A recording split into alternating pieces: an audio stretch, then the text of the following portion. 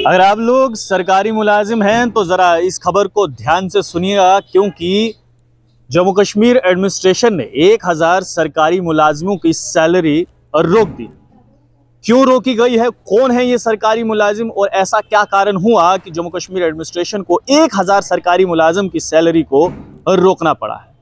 आपको हम बता दें कि हाल फिलहाल में जम्मू कश्मीर एडमिनिस्ट्रेशन जीएडी की तरफ से एक ऑर्डर इशू किया गया और उसमें यह बताया गया है कि 1000 सरकारी मुलाजिम की सैलरी को बंद कर दिया है।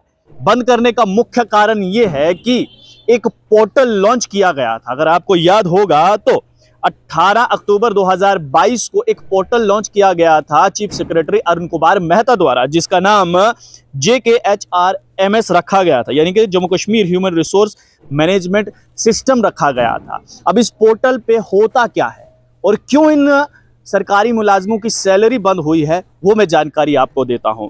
ये जो पोर्टल का नाम हमने आपको बताया, जो अक्टूबर 2022 में चीफ सेक्रेटरी अरुण कुमार मेहता द्वारा लॉन्च किया गया था, इस पोर्टल पर हर एक सरकारी मुलाजिम का बायोडाटा रहता है। यानी कि आसान भाषा में कहूँ तो उस पर कुंडली रहती है उस सरकारी मुलाजिम की। और ये जो 1000 ये सरकारी मुलाजिम जिसकी सैलरी को रोक दिया गया है, स्टॉप किया गया है, इनकी वो कुंडली इस पोर्टल पर नहीं है। अब क्यों नहीं है उसकी जांच पड़ताल जो है वो चल रही है। एक हाई लेवल की कमेटी तैयार की गई है और उस कमेटी को ये आदेश दिया गया है कि आप 15 दिन में अपनी रिपोर्ट सबमिट कीजिए कि आखिरकार इन लोगों का ऑर्डर जो है वो उस पोर्टल पर ऑनलाइन क्यों नहीं शो हो रहा है। इस पोर्टल में आपको क्या क्या देखने को मिलता है, अब वो मैं आपको बताता हूं।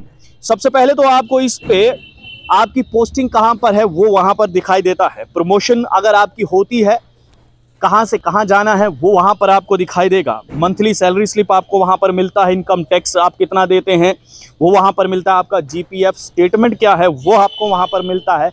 SLI सब्सक्रिप्शन जो है वो वहां पर आपको देखने को मिलता है। लेकिन ये 1000 सरकारी मुलाजिम ऐसा था जिनकी कोई भी डिटेल जो है वो इस पोर्टल पर नहीं हो। और हैरानगी की बात यहाँ पर यह है कि जो जानकारी सामने निकल कर आ रही है उसमें 2 जज, IFS ऑफिसर और जम्मू कश्मीर एडमिनिस्ट्रेटिव सर्विस के भी ऑफिसर जो हैं वो शामिल हैं, जिनका बायोडाटा जो है वो वहां पर नहीं पाया गया है। अब हाई लेवल की जो कमेटी बनी है, 15 दिन में वो अपनी रिपोर्ट जो है वो सबमिट करेंगे। लेकिन ऐसे में जितने भी तमाम DDOs हैं उन्हें ये निर्देश दिया गया है कि आप अपने सरकारी मुलाजमों का बायोडाटा खंगालिए। क्या उनकी भी जानकारी, उनकी भी डिटेल, उनका भी बायोडाटा जो है वो इस पोर्टल पर है या फिर नहीं। पोर्टल JKHRMS ये वो पोर्टल है, एक बार फिर बोल रहा हूं, 2022 में चीफ सेक्रेटरी अरुण कुमार मेहता ने इसे लॉन्च किया था ताकि सरकारी मुलाजमों का बायोडाटा जो है वो इस पोर्टल पर वहां पर रहे और जब चाहे कोई भी उसे चेक कर सकता है।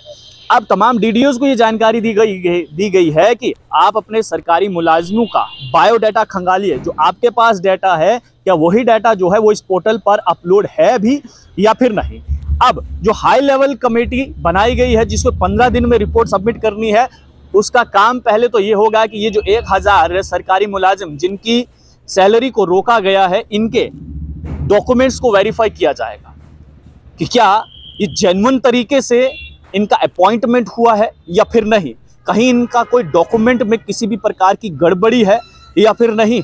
अगर गड़बड़ी पाई जाती है तो स्ट्रिक्ट एक्शन जो है वो लिया जाएगा। अगर नहीं कोई भी गड़बड़ी पाई जाती है, डॉक्यूमेंट्स सब सही हैं, सब कुछ ऑल ओके है, तो इनकी सैलरीज को जो है वो रिलीज कर दिया जाएगा। और ये तमाम जो इंक्वायरी हाई लेवल कमेटी बनाना ये सिर्फ और सिर्फ इसलिए है क्योंकि एक जेन्युइननेस जो है वो जम्मू कश्मीर एडमिनिस्ट्रेशन लाना चाहती है, ताकि लोगों को ये ना लगे कि जम्मू कश्मीर एडमिनिस्ट्रेशन जो है वो अपने सरकारी मुलाजिमों पर किसी भी प्रकार का कोई भी कानून अप्लाई नहीं करती है। अगर वो कहीं गलत पाए जाते हैं या फिर उन्होंने अगर कोई गलती की हो तो उसकी सजा उन्हें नहीं मिलती है। इसलिए पूरी तरीके से जेन्युइननेस लाने के लिए जो है वो इस प्रकार की ये ट्रीटमेंट जो है वो किया जा रहा है। अब मैं आपको बताऊं कि कुल मिलाकर देखिए 1000 एम्प्लॉयज है जिनकी सैलरी बंद हुई है, जिसमें 26 जो है वो एग्रीकल्चर प्रोडक्शन डिपार्टमेंट के हैं, 20 जो है वो कंज्यूमर अफेयर्स और पब्लिक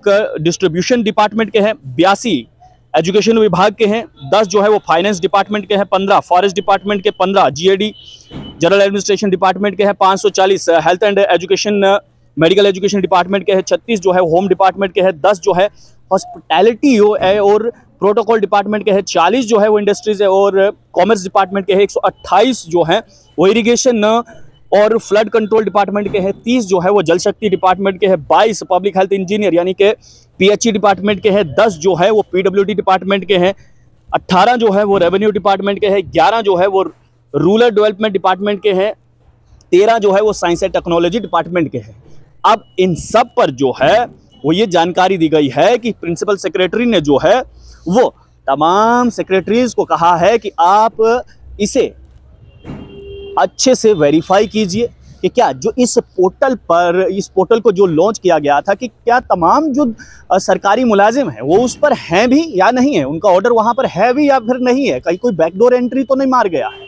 अगर बैकडोर एंट्री मारी है तो उससे बाहर का रास्ता दिखाइए, अगर नहीं तो इन 1000 सरकारी मुलाजिम जिनकी सैलरी को रोका गया है उन्हें बहाल कर दिया जाएगा, उनकी सैलरी को खोल दिया जाएगा। आप लोग देखते रहिए टॉक्स, मुझे नहीं देव ठाकुर को दीजिए इजाजत। धन्यवाद।